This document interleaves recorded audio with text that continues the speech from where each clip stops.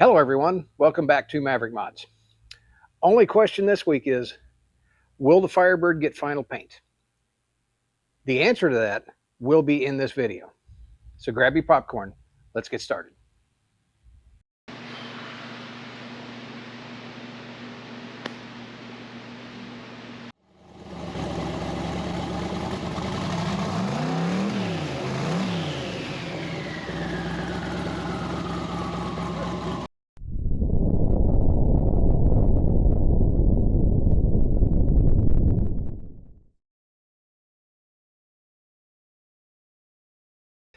Last week you guys watched me put black base on the Firebird.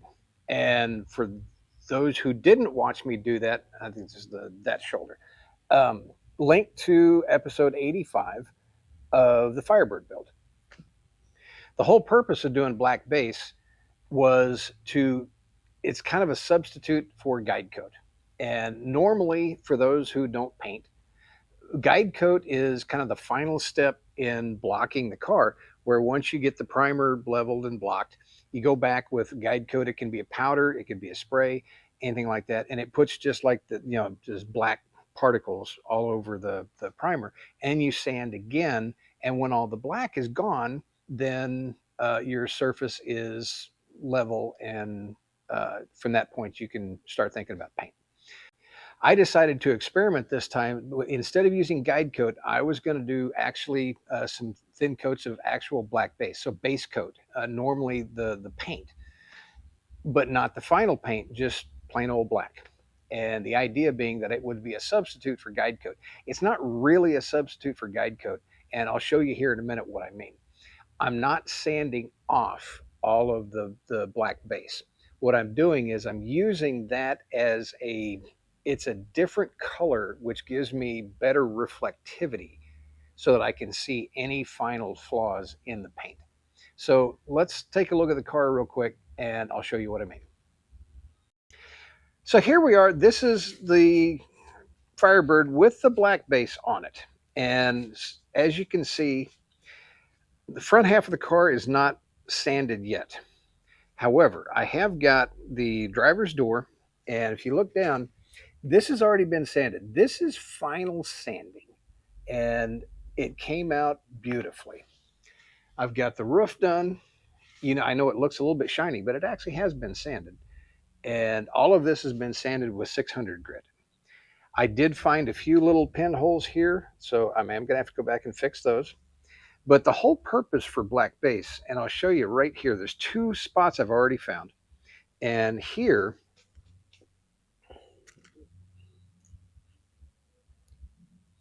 right there. Okay, you see that? All right. I have been over this quarter panel, I can't tell you how many times, and I missed that the whole time. You can barely feel it, but it's there. And that probably was just, in the stamping or shipping process, that was just a little ding that wound up there. I missed that in the primer and leveling process. But now that I see it and I've got better reflectivity with the black base, I can fix that. And that won't show up in the final paint. So progress so far, I've got the roof done, I've got the quarters done, I got that door done, tail panel is done.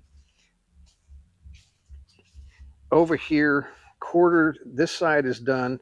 Everything looks good. I still have this door to do. And another thing that showed up, and I haven't even touched this yet, but you can actually see it right there. I've been over this fender, I can't tell you how many times. I can feel that, but when it's in primer, I missed it, and it shows up plain as day now. So let's work on sanding the driver's door. You can kind of get an idea of how I'm taking this step and why I'm not just sanding off all of the black. So here's where we're at right now. This door has been straightened and block sanded with 400 grit. You can actually see some of the sanding scratches in there, which, interestingly enough, this is actually good enough, under normal circumstances, a good enough finish to clear over, because the clear will completely erase all of those sanding scratches. But I'm going to take my 600 grit and go over it again, and you'll be able to see just how the sanding block will do that final bit of just final leveling. I'm going to start in the center of the door and work my way out to each edge. There's no real, you know, reason that I have to start at one end and work the other way. It doesn't really matter either way. I don't have my big sanding block. I'm using the smaller one because this is really, really, really light pressure. So let's start off. I'm just going to pick a spot here.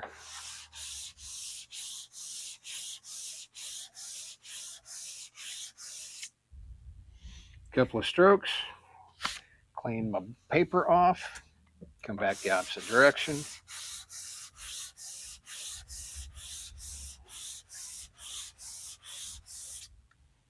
Same thing, clean the paper, clean the surface. Now, that is just one pass back and forth. So let's take a quick look.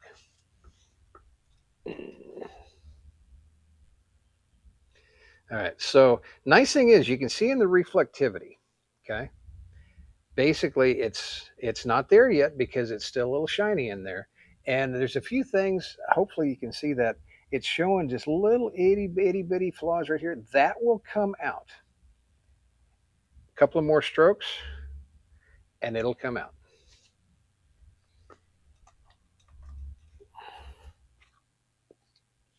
Let's go back over the same spot. See, I went that way. Now, doing really, really light pressure. Actually, not hardly any pressure at all. This is basically just letting the sandpaper do the work. I'll go back one more time.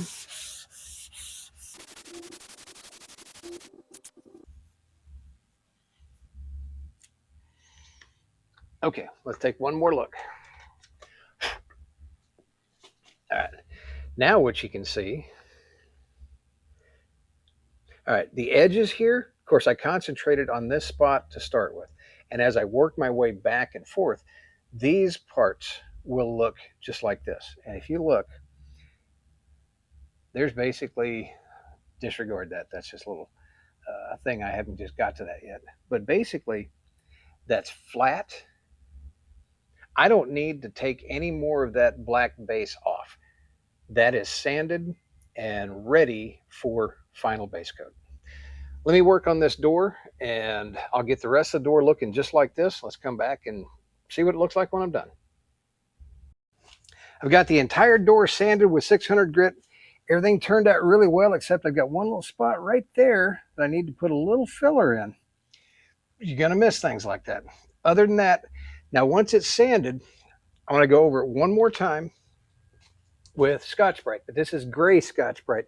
I forget what they say this is supposed to be, but it actually does a really good job of kind of just blending the different areas that I hit the sandpaper with. So I'm just going to do the whole door.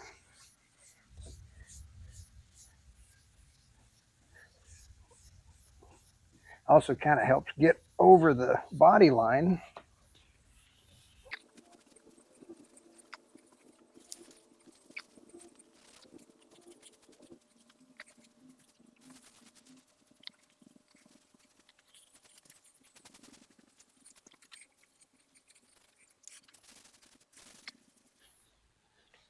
All right, let me get a clean rag, wipe this down. Let's take a look. Well, this rag is sort of clean.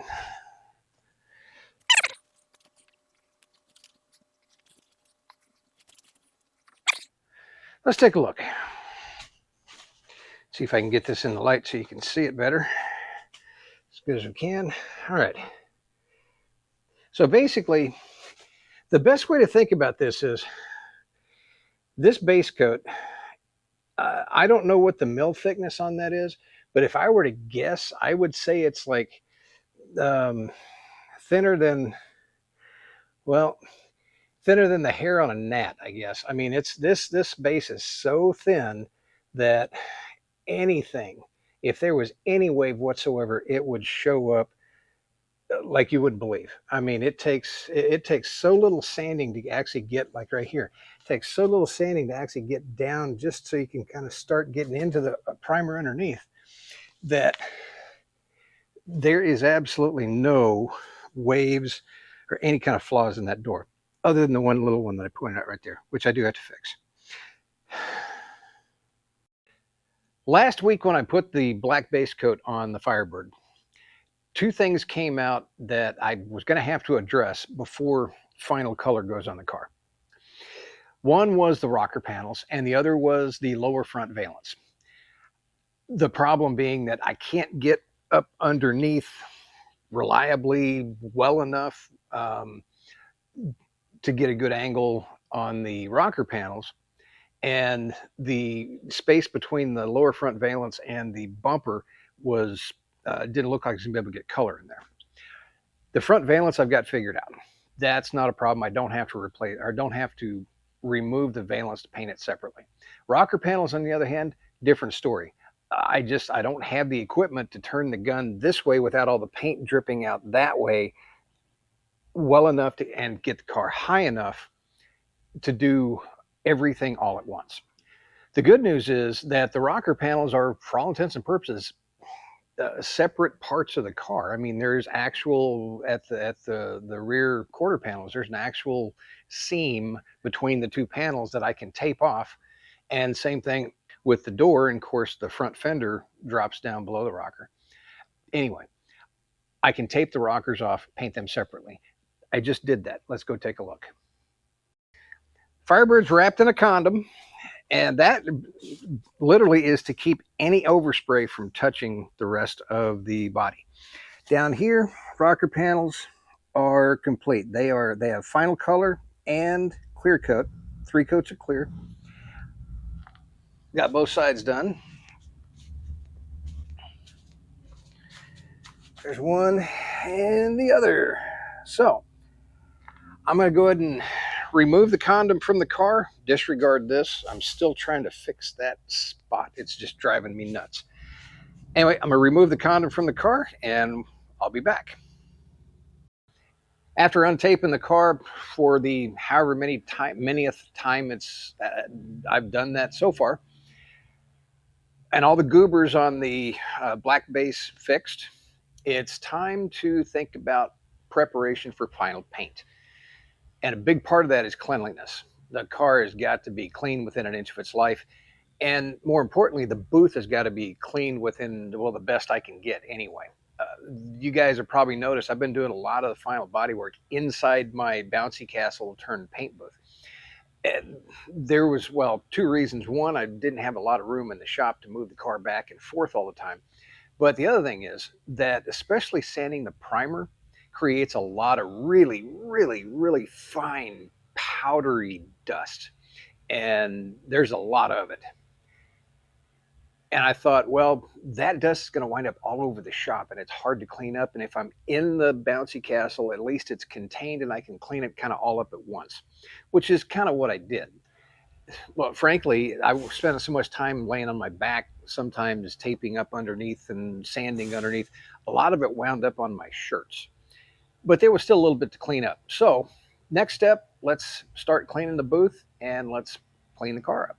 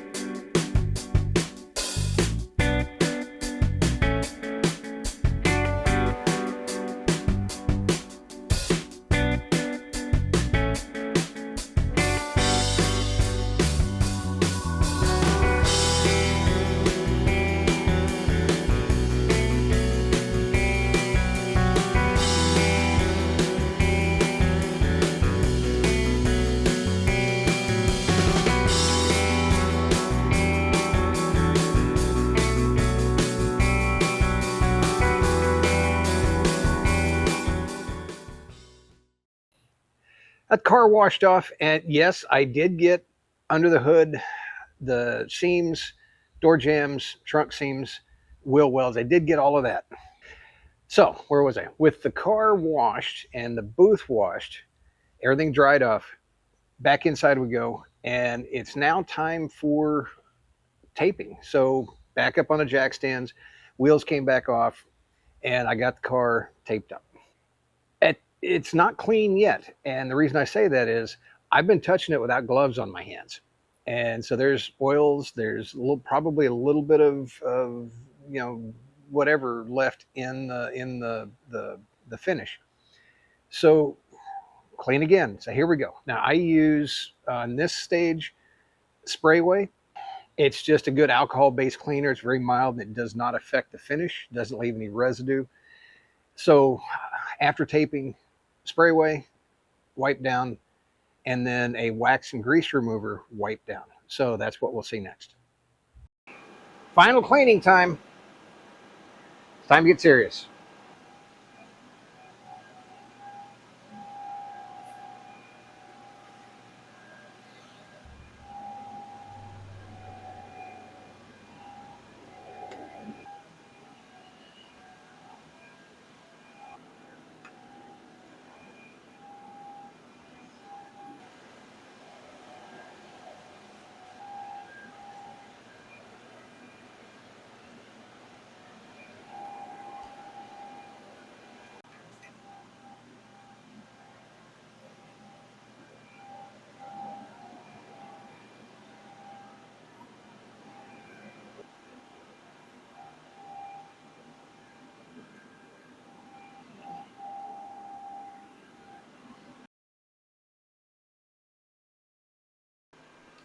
Had to get away from the blowers there. The noise is a little bit too much. So with the first round of wipe down with Sprayway, it's just an alcohol-based cleaner. And then second wipe down with wax and grease remover. Stop, take a break for a few minutes, and then do it all over again. I know that some of you guys saying, "Oh, you didn't use the two rag method and wipe this way and wipe on, wipe off." I will do that, but this first go around, not really necessary to do that. I don't think. So anyway, I'm gonna take my break, go back, do that all over again, and hit the car with a tack cloth. Well, I've got all the blowers running and the booth has been running for a while, just to circulate all the air, pull out as many of the airborne contaminants as possible. I will suit up in my paint suit when I do the tack cloth because at that point, a good chunk, I would say 50 to 75% of any trash that gets in the paint comes off of your clothes and hair, skin particles, things like that. So that's why the paint suit is really important. It's paint day. Before I get started, I haven't really talked about the paint. Well, I kind of did back in episode 58. I introduced the paint color. Asked you guys to name it because it's a custom color. What it is it's regular black base, but it's got a ton of blue pearl mixed in with it. To the consistency that we tested and tested until I was happy with the end result. I asked you guys to name the color because, well, why not? Bunch of different responses. The one that seemed to stick out the most was, drumroll, Borealis Blue. So I also said whoever came up with the name, I would give you a free Maverick Mods hat. Not a dirty one, an actual clean one. So let me know and I'll try and get your hat to you. All right, on to the paint. I'm using, where is it? A brand called Imperium. It's an Axo Noble brand. In my experience, these guys make good paint. They're just as good as PPG in the top line. As far as I'm concerned, these are top line paints. All the paints came from Palmetto Paints based out of Charleston, South Carolina.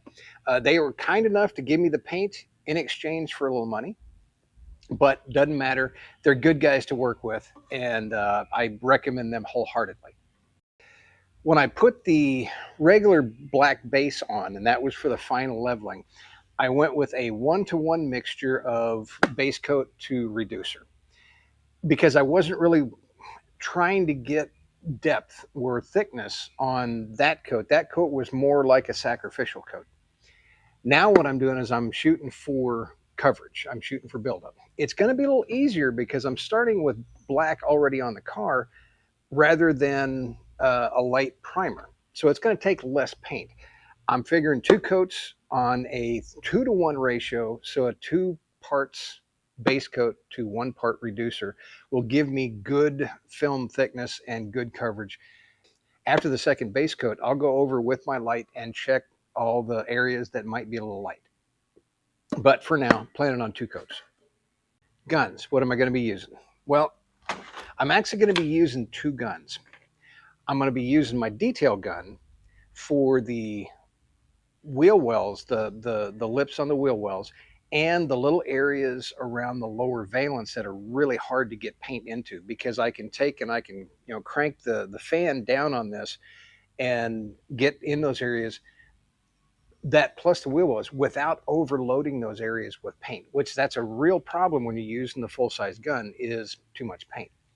So for the rest of the car, I'm going to use this is my Black Widow. I am really, really happy with these series of guns. They put out a really, really nice end result finish. But I'm using the Black Widow 1.7 tip. I'm not even sure what the tip is on the detail gun. It doesn't really matter. But 1.7 tip, which will give me a good broad film thickness for the base coat.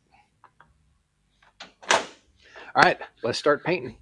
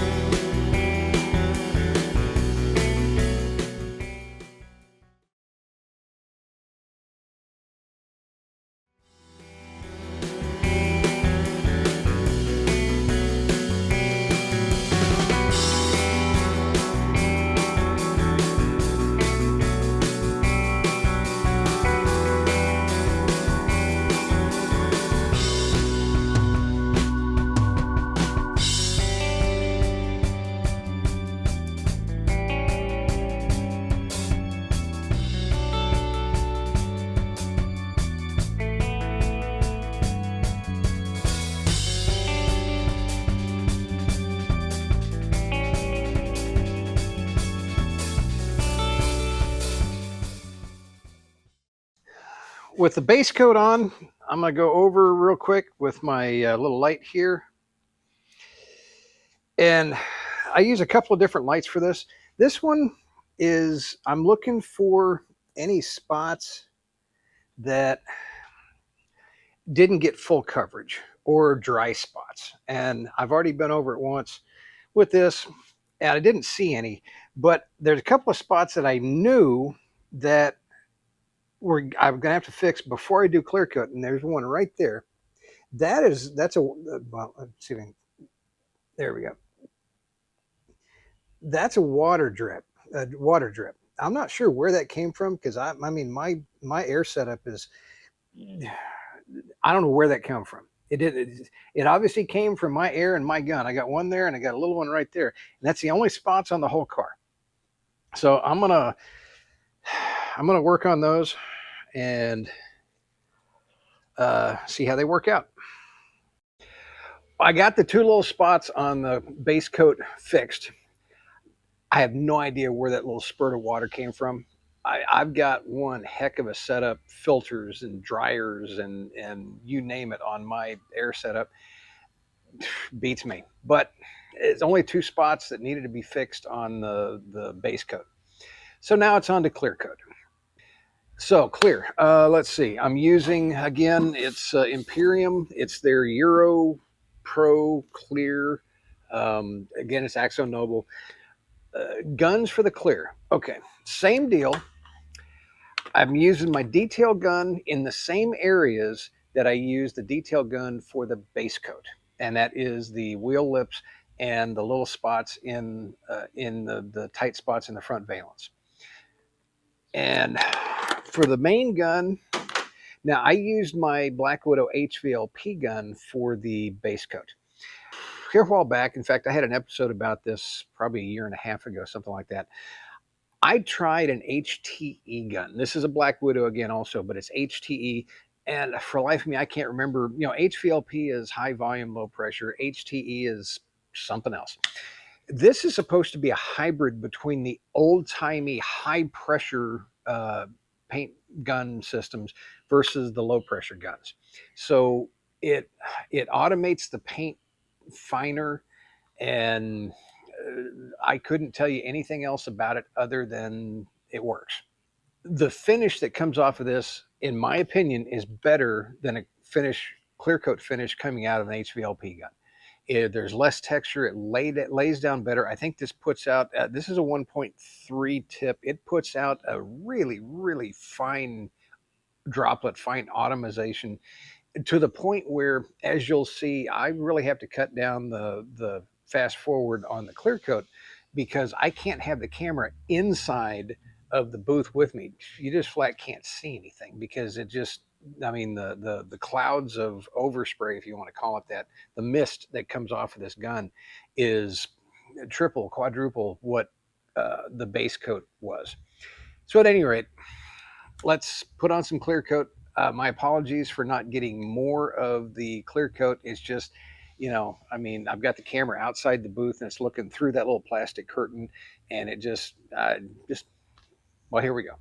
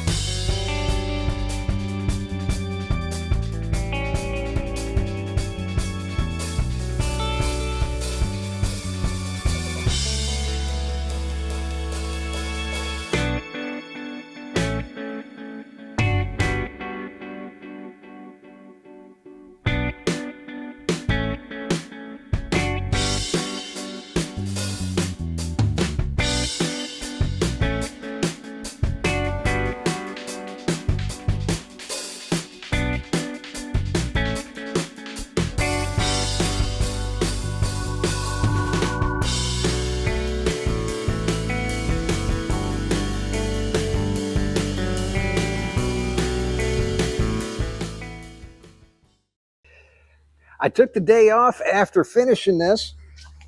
So this is first look. This is kind of an important thing because gravity is a cruel mistress. And a lot of times when you apply a clear, especially when you do multiple or stacked coats, I put 3 coats on this. Some guys will go a little bit more than that if they want a really, really deep clear, but I didn't think I needed that. But the more you put on, gravity can take over if you don't have enough flash time between the coats, and you got to extend that flash time each successive coat you put on. And every now and then you can wind up, it can look good when you're done, and you give it an hour, sometimes a little bit more than that, and you can see sags. We're going to go over the car a lot closer here in a little bit, but here's just a first look.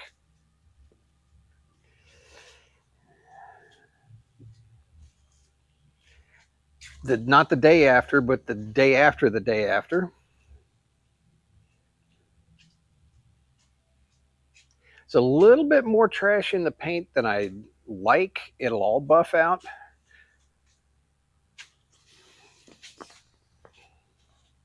And I think I have a theory as to why. So let me get all the tape off of it. We'll get it back on its wheels, and we'll take another little bit closer look. Car's untaped and back on its wheels. Just going to do a walk around here and use my light. Now, this light, in no way, shape, or form, would substitute sunlight. But you might be able to see the blue pearl just popping in that paint. Said sunlight's going to make all the difference in the world on this. And like I said, I'm going over it again, looking for flaws and things like that. I did find a couple of runs.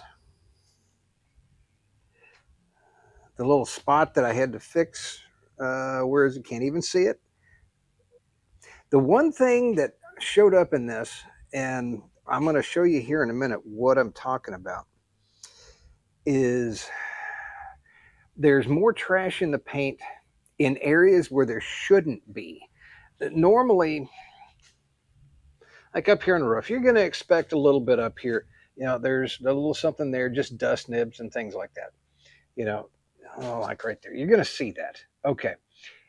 That's gravity. I mean, gravity works. However, I should not really see them like down here. I know this is really hard to see in the light, but I'm getting them here on the side, and that didn't make any sense to me whatsoever. I'm going to show you my theory here in a minute, but like I said, I've got a couple of runs. There's one back down here. Well, like I said, really even hard to see it. You just barely see it right. That's kind of right there. Overall, it turned out really, really well. And I know it's kind of hard to tell on the camera, but let me see if I can find a good shot here. I mean, there is so little texture in that paint. This is going to color sand with so little effort. That's that HTE gun.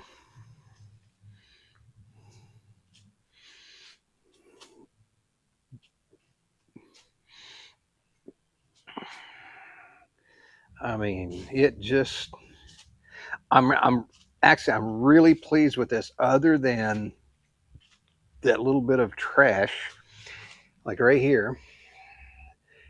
You know, that it doesn't make any sense that it would be there. Overall, though, it's all fixable. Said color sanding and buffing will just make this absolutely pop. Okay, let's take a look at my theory about what happened. All right, so what happened? Well, the eagle-eyed amongst you might have seen that there was a light at the end of my paint gun. That's this little guy right here. And this thing clamps onto, in fact, let me grab a spray gun real quick.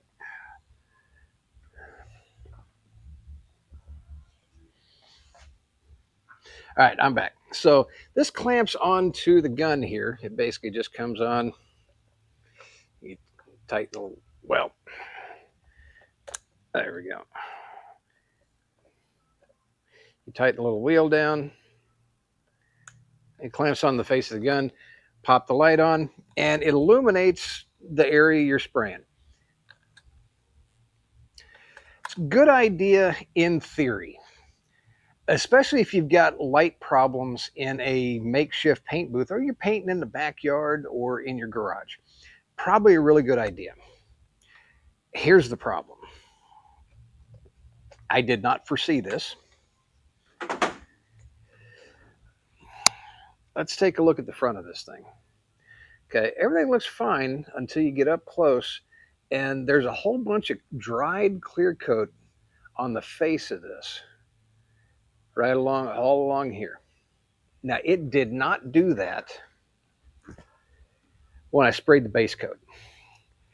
And I don't know if it's the difference between the HVLP gun and the HTE gun, but I think what was happening was, as the spray was coming out, it was either fogging so much and misting so much, it was either hitting the surface, and I don't see how it could hit the surface and bounce back, or there was just so much, side spray or whatever you want to call it coming out of the gun that it was sticking to this lens, but it's not dried. It's still wet.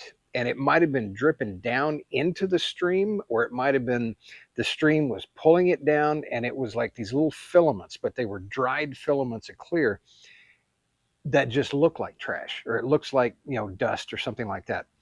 This has got to be it. I have never gotten that in those areas. I've never gotten trash in the paint there before, and it just doesn't make any sense.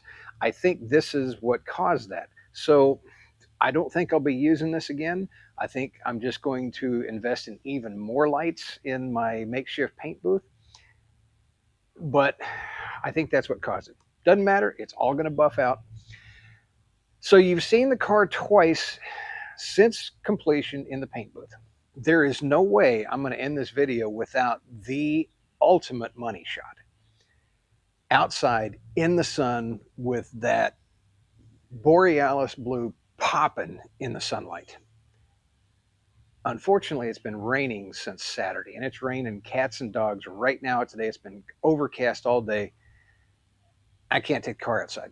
It wouldn't do any good. It would actually look worse outside right now than inside the paint booth in the light. So I'll be back tomorrow. Hopefully we get some sunlight then.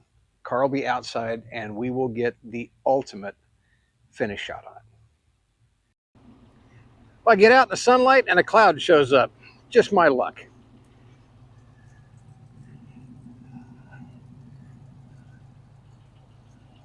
Said, first time in the sun. We'll do a quick walk around and then look at some of the details.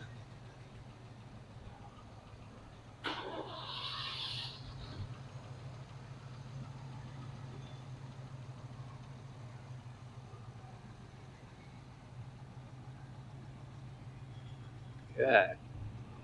All right, let's get over here. Kind of in the sun. See if we can see that blue pearl coming out.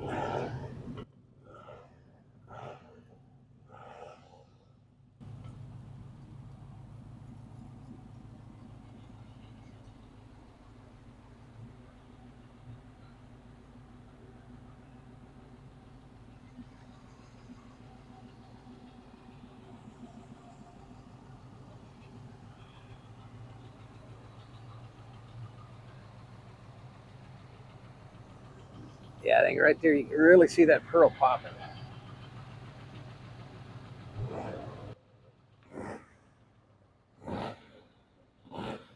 Came up pretty good. I've got a little bit of a sag right there at the scoop.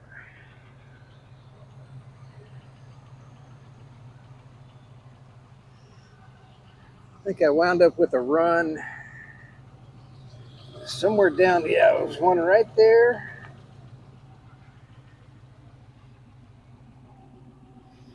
And one right back here, just a small one right back there. Other than that, everything else turned out pretty darn good. Said I am going to have to do some, of course it's going to get color sanded, which will take out all of the trash that wound up in the paint. But a color sand and a buff will just, it'll make this thing pop even more than it is now. All right, car goes into storage for about a week because I've got more painting to do. We're back in the paint booth. Reason the car is going to go in storage for a week or so, I still have to paint chin spoiler, rear bumper, rear spoiler, tail panel, all the spoiler extensions, all of those, plus the mirrors, and I'm probably forgetting something, are going to get body color. Then I've got all the trim pieces, windshield trim, things like that. That's all going to get painted a flat black or a matte black. So there's still some painting to be done. Well, that's going to do it for this week, guys. Actually, it's kind of been a week and a half. Big milestone. Car's got paint on it. Still a lot of work to be done yet, but it is getting closer. I certainly appreciate everybody tuning in every week. Thanks, you guys, for following along on this. It's been a long build, but it's finally showing some really good progress. what else am I supposed to say? Please like, share, subscribe, notify, blah, blah, blah. You guys know the drill. We'll see you guys next week. Everybody, have a great day.